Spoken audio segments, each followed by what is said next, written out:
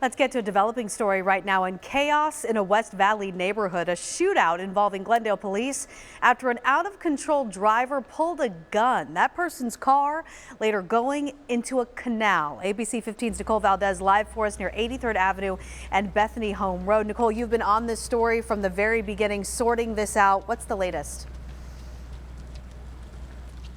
Well, it is a little hard to see, but among all the Glendale police cars and the crime scene tape you see scattered across this park, an off-duty officer's personal red pickup truck and a blue four-door sitting at the bottom of a canal as police work to figure out really what happened here, a shootout happening in the middle of this neighborhood.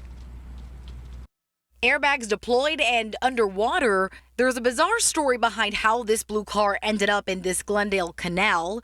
A story police are still trying to understand themselves. Tuesday afternoon, a Glendale officer heading home from work in this red pickup spotted a driver swerving all over the road. Was watching the vehicle and the vehicle hit a curb, then hit a street sign and then a street light. That officer calling 911 as the car started to drive away from the damage, and the two ended up here at this neighborhood park. At some point, the suspect decided to get out of the vehicle, and the vehicle continued, which is where it crashed into the canal itself. That car falling into the canal while the 24-year-old behind the wheel then pulled a gun, we're told, and started shooting. Several shots fired between the two of them, but no one hit.